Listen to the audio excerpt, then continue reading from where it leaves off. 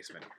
Here is a week 2 update for hybrid and writing. We're going to talk about your second persuasive paper, your free choice persuasive paper. You're going to start working on it this week, and then we're going to take a break to account for a July 4th vacation of sorts, and then finish it next week. So these 2 weeks are kind of 1 week, and this is our persuasive unit. We will wrap up the persuasive unit this week.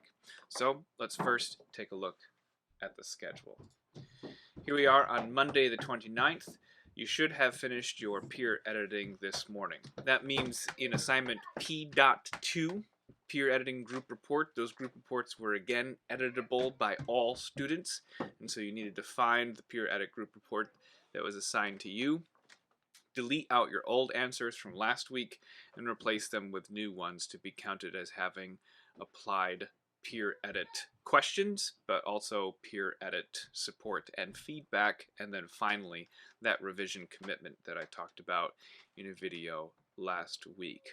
If you forgot to do that, you can make those edits and changes today and still get partial credit for it. The way that I grade the peer edit group report, remember, is that I change the document to editing history, and if I see that you've made edits past 9 o'clock, then you've missed the deadline, but those edits would still count as long as you do them in the next 24 hours.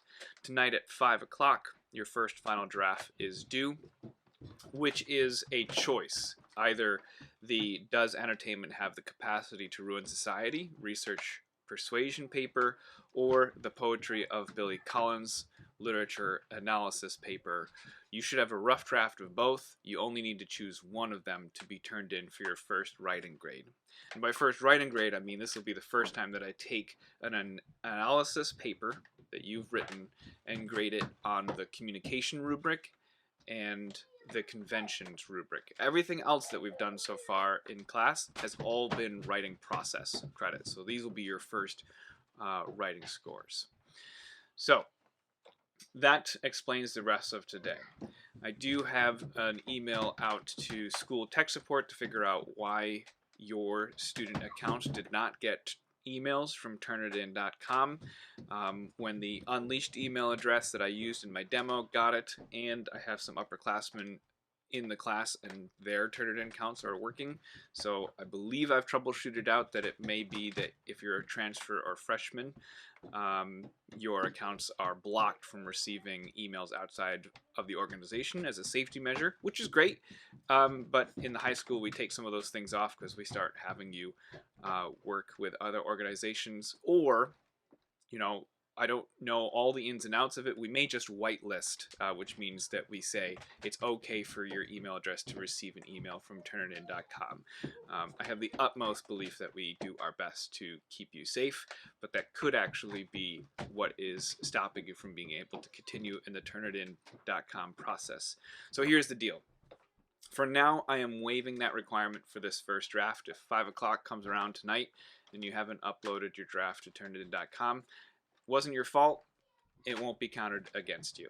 So no worries there. It'll still be a part of the writing process for the second or third paper. And by that, I mean the second persuasive paper that you write and the second response to literature paper that you write, because we just need to take a look at that tool. We're expected to use it still for now as a high school policy, and so we'll work it back into the course. But for now, I just want everyone to deep breath. I know it's not working. It's not your fault. We'll figure it out. So what I need to do is I need to assign the persuasive essay number 2, because that's going to keep you busy for a couple days. Tomorrow there'll be one more small video about grammar podcast reflections, which is a small mini assignment that you're going to do a couple times. But your major assignment is this one here. The issue is that you have a little bit of vacation from July 1st to July 7th. It's weird, and it includes the weekend. And so what we have here is that I'm not going to assign any new work during that vacation, but I actually have one of the deadlines as being partially within it, which is this Wednesday that you can see here, July 1st. Because I think a good couple days is what you need to do the research process. But in theory, since I'm assigning this paper this morning on Monday, and you have a couple days, today and tomorrow, especially if you feel like your final draft for the first week is already done, you could get that work done before our break starts. And so even though there's this deadline that's within the break, and the fact that I will be working on that break and putting comments on the outlines, and those comments are what you use to create your draft on this Wednesday, you technically don't have to get back to work on in-writing stuff until the morning of July 8th. That's when you would take a look at the comments that I put on the outlines and turn it into a draft. So you have like a work day here. And that creates the next peer editing window. And then from there, our schedule will be nice and back to normal, or with a little bit of a rhythm to it. Okay, so technically you have no work from July 1st to July 7th, but I've made the schedule so that it would certainly be okay if you decided to use those days for schoolwork. It gives you some freedom there. So let's take a look at your second persuasive paper.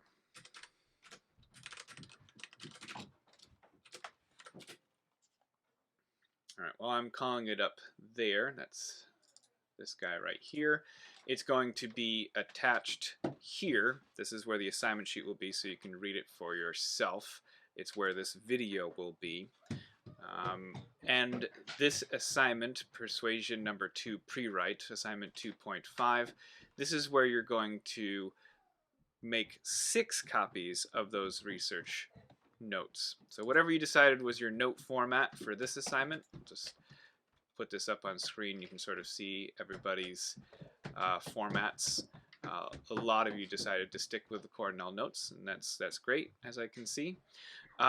So whatever you chose here, you're going to do it again, except for instead of 3 times, you're going to do it 6 times. Okay? The other thing that's different is that instead of me giving you the topic, very broadly I gave you the topic of entertainment, you're going to be choosing a topic. Okay?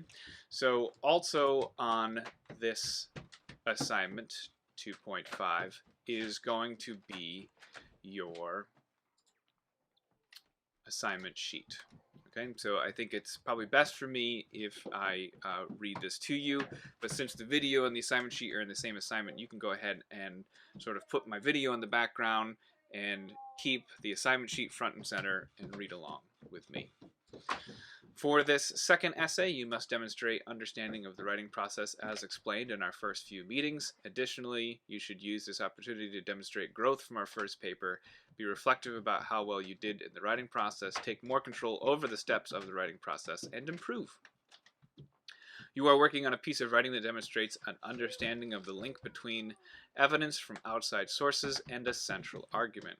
How we find and integrate evidence into our writing to support a position is an incredibly important skill you must learn. Ultimately, this piece is about using details from a range of sources to support a position.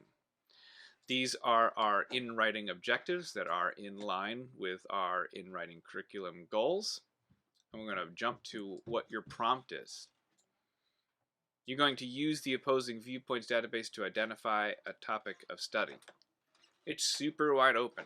So we're going to talk a little bit more today about how can I pick a topic, how can I develop a research question so that I can develop an argument. If you remember the first unit, we had entertainment destroys society, and I helped you break down entertainment into smaller topics, and I helped you define what to you meant society and a functioning society, and that allowed you to create those sub-questions that were much more interesting to you. Well, now you have nothing. So how do you develop a research question when you only have your own curiosity? We'll show you. So this should be a topic that you are not already passionate about so that you are unbiased in your research. I'll have more about that later on how to pick a topic. You want to be wary of hot button issues that you will be predisposed to argue one side or the other. For example, abortion is an issue with specific aspects that make it certainly worthy of debate, but often people already have strong feelings about it because of religious belief or family experience. I'll have a whole section on that below. The goal here is to use the research to inform your position, not just find documents that support what you already believe. The library database link is found here or in your research scavenger hunt that you did when you reviewed MLA formatting. You should already know how to find the databases. Please note that all the documents in those databases are considered reliable and academic, whereas just typing your topic into Google will require you to do more work to find good sources, meaning consider their validity. Consider this is a way to be efficient in your research, and you get a lot of access to high quality information very quickly when you use the databases. Again, you can use procon.org, but follow those instructions on not just taking procon.org's research as your own, but rather following up on the sources that they found for you and read them yourself. So how do we choose a topic? Once in the database, you're going to click on the Browse Issues link at the top of the page and begin browsing issues using the categories. Find an issue that you feel that you can argue both sides. You may notice that there are issues listed like child slavery. I think it will be very difficult and morally wrong to argue for child slavery. You're just not going to be able to do that as a debatable topic because it's not. Also, be mindful that there are topics that maybe are debatable, but it's not the concept, but rather how we approach the concept. So be mindful for ways in which you may need to be more specific within your topic that you choose. A classic example would be American obesity. We all agree that we shouldn't be obese, and I should say that's as an American culture, that we wouldn't want to be a culture of obese individuals, but individual cases we should always consider individually. But exactly how we solve our cultural problem with obesity, or who is to blame, or what is to blame for how we got this way, those things are up for debate. So let's take a look at what that looks like before we go into what confirmation bias is. So I am recommending that you use Gale opposing viewpoints. Those of you who had a username password issue, you could also do ABC Clio issues, but this is the database that I'm going to use for my demo. So I'm putting in my 03110, and we're heading on in. And we have a whole bunch of issues that we can browse. So none of those real issues that, well, I'll give this for an example over here. So we have divorce as an issue. So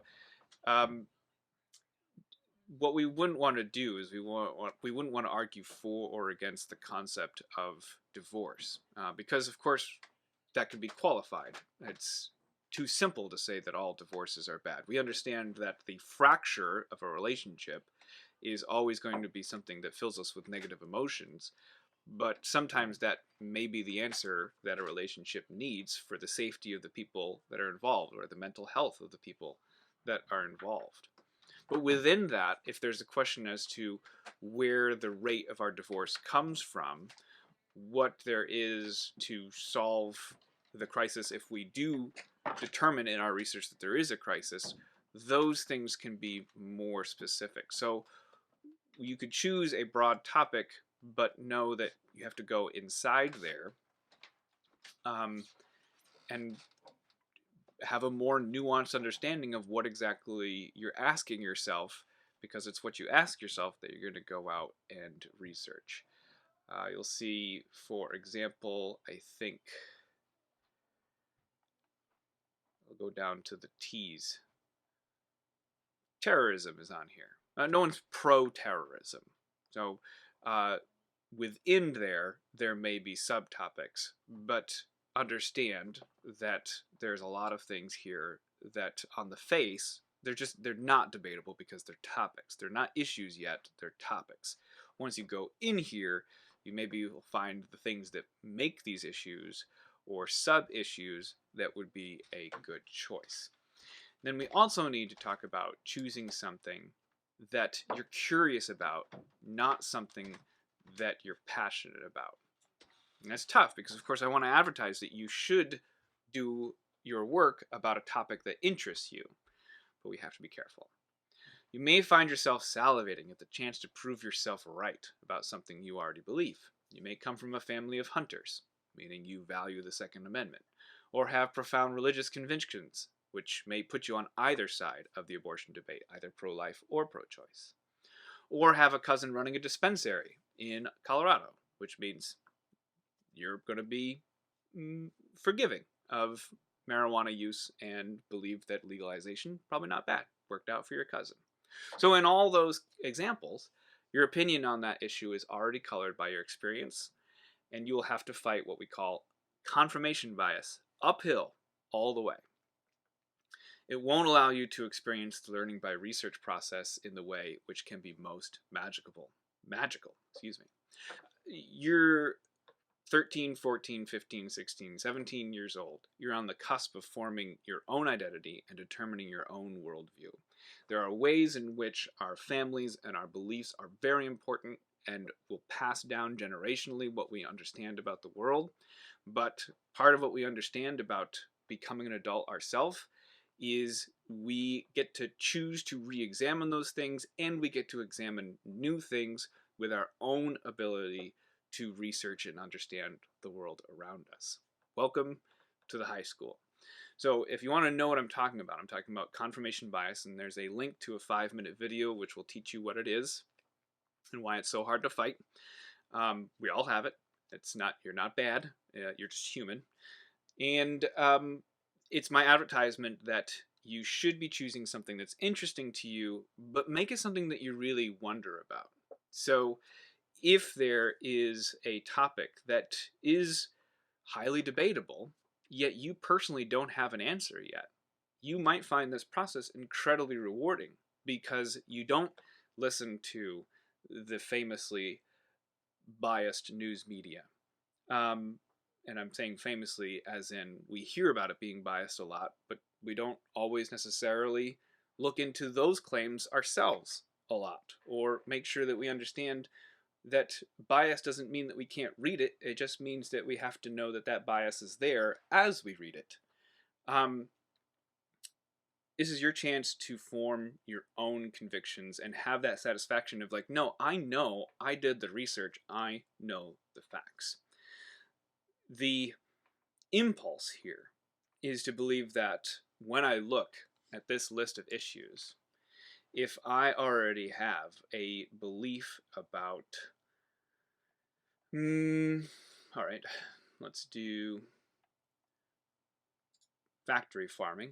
I love animals, and I'm actually vegetarian. I'm making this up. I won't even eat lichen off of a rock. I'm just so in love with life, and I'm so against factory farming. So the thesis I'm going to write is factory farming is evil, and there is no reason it should exist in America. If I go in here and I look at these viewpoints, and this first article says factory farming helps people feed people around the world. If I believe so strongly that factory farming is not right, I'm going to have two reactions. I'm either going to choose to not include this research in my note-taking, which is called cherry picking of data. You can't ignore truth just to serve your own. Or I'm going to read this and I'm going to look for reasons why this article is wrong. And I get this email a lot of students emailing me and saying like, I can't find any more research to prove my thesis. And so the answer to that is, well, then your thesis is wrong. Or your thesis is not necessarily wrong, but you are not allowing yourself to be flexible and to change your mind or qualify your thesis as you work your way through the notes. Okay? So you should choose something that you're curious about. Once you have chosen it, you will need to create a packet of information, and that packet is 6 articles this time, not 3. You are then going to take a position on that topic and support your position using at least 4 of your articles, meaning that your works cited page should have at least 4 articles cited on it. And I should say articles or sources if you choose to go outside of the databases. You may do that. Just make sure that you are following up on who the author is, what the organization who put that website together. Follow those links, find how that information got there. Remember to integrate your evidence, cite it properly, and use a range of material to establish your position. Now that you are choosing your own topic, here's where you're going to need some help. That entertainment and society, those brainstorms that we did, you're going to have to do that for yourself. So here's a couple resources, a Purdue resource on how to actually choose your topic, and then once you have a topic, how to generate questions for yourself that then can be what you go and answer as you research. So 2 outside sources for reading for helping you form that research question on your own. This is exciting stuff. This is stuff that you could be asked to do 4 or 5 years from now, however far away college and career is for you. So I look forward to seeing the topics that you choose. As a teacher, this is far more exciting for me to grade than your first paper. I love those entertainment papers because I know that we all have experience with entertainment, and I know that no matter how far into the future we get and the definition of entertainment changes, we will always be wondering, is this thing ruining society or is it good for society? Turns out we've been asking that question for a long, long time. But what's exciting about this is because your topic choice is wholly up to you, I end up with 13 fascinating papers that are about topics that you guys, young people, are interested in and want to make changes based on your own understanding and your own research. I look forward to reading what you come up with.